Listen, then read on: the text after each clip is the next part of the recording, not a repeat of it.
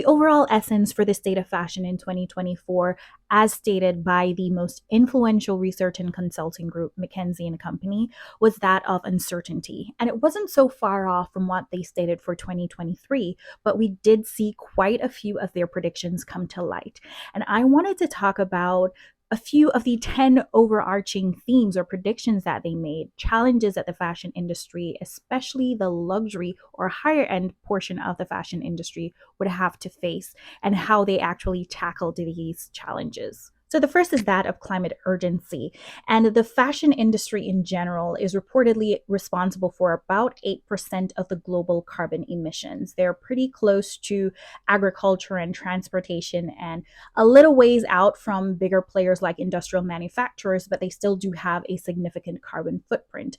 So there's more demand on these companies, these fashion brands, to tackle lowering their carbon emissions as well as buttressing their supply chain in such a way that their businesses are still profitable, but they're not having such an impact on the world.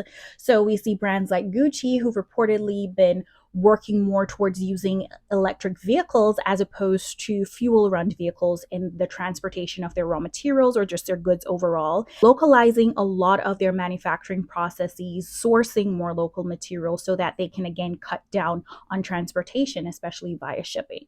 We also saw brands like Coach and Hermes launch initiatives where they recycle or upcycle pieces that would have otherwise gone towards waste. Hermes had their Petite H, where they made one of one limited edition pieces, and we know Hermes has their way of making these things feel so special.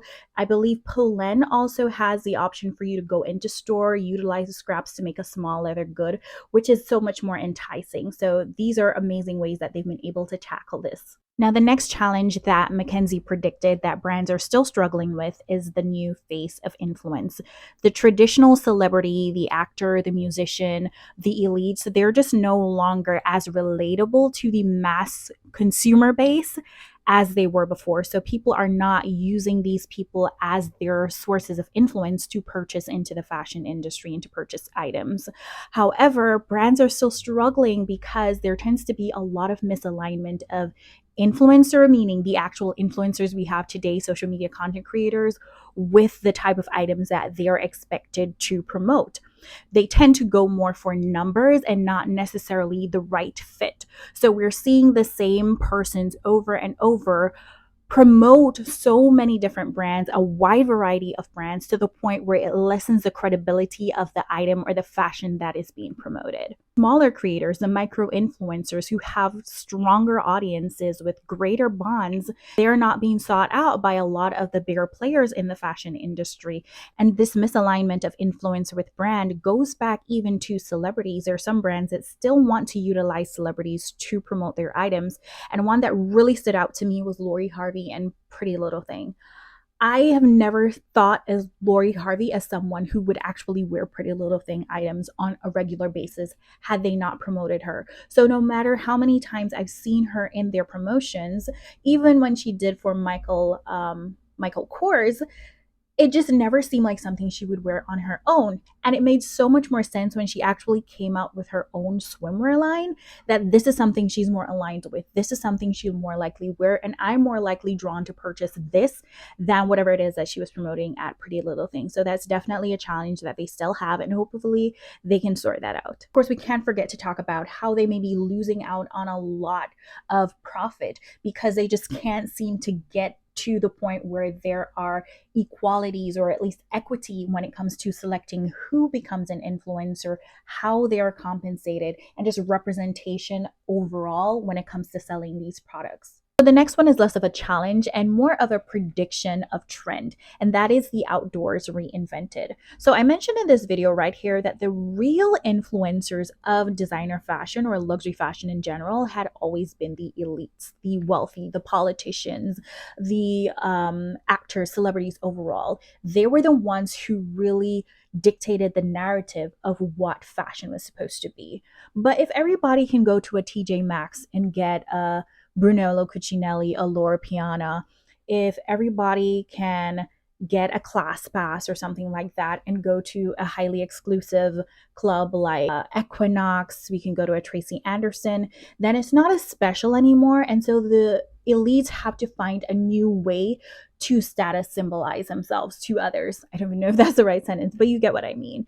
And if everybody is going inside, everybody is wearing fancy clothing. So the new flex is now the outdoorsy brands, the run clubs, the tennis, the hiking, the skiing. So this is where a lot of the higher end brands tend to be going towards. You see a few of them, I think we're going to see in spring, summer 2024.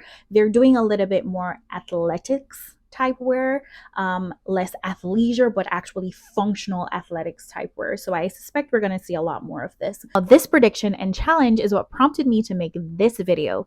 And that's McKinsey stating that fast fashion was going to make a power play. And boy, were they right. They stated that fast fashion brands were going to be fierce competitors to the legacy luxury designer brands, the contemporary brands, the mid-range brands, and they did. They also stated that the two biggest players were going to be Shein and Temu. And Shein and Temu were cutthroat in 2024 when it came to promoting fashion. They were more visible in 2024 than ever before. We saw them in the Super Bowl ads. We saw them hosting events or partnering with other more established higher end brands, hosting events for Fashion Week. We saw several revelations throughout the year that were insinuating that probably Shein was the manufacturer for a lot of these more established, well-known fashion brands that have higher marked up prices. We also saw fast fashion brands collaborating with creative directors from the more established higher end designer luxury houses. Another thing McKinsey spoke about was sustainability rules, and this was less so a challenge and more of an admonition. So previously, the fashion industry was somewhat self-regulated, and we can assume that when something like this happens, they got away with a lot of things and a lot of negative things. So a lot of pollution, poor manufacturing processes, unethical supply chain labor. They were probably getting away with a lot. But now that there's social media or just overall more awareness and exposure of these processes by consumers, it's putting a lot of or shedding a lot of light on these brands and their practices and forcing governments to step in and to regulate a lot of what they're doing. A lot of brands did in fact acknowledge this admonition. Maybe some of them are greenwashing, but at the end of the day, we saw the institution of a lot of new initiatives towards improving these practices. We see a lot of transparency, especially after the scandal of Dior and Armani.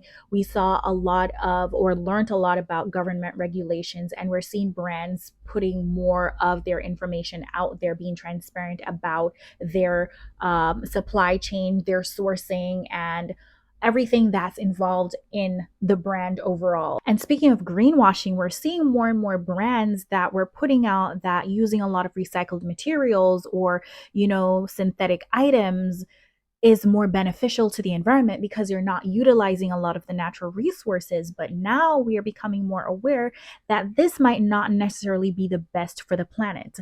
And I remember seeing someone who really works deep in the industry pointing out that a lot of times it is better to wear items that are made of leather because, in a sense, these are essentially natural byproducts of an already existing industry, which would be the agricultural industry, versus something like vegan leather or polyester, etc., which actually requires a lot of input to be made. And of course, at the end of the day, will result in higher carbon emissions or higher waste. It's a lot of greenwashing, but I think because people are becoming more aware of this, brands are being forced to look again into themselves and their production practices and to see where they can sort this out. But yes, there was so much to unpack in this report that was published in the Business of Fashion, and it's also available on the McKinsey website.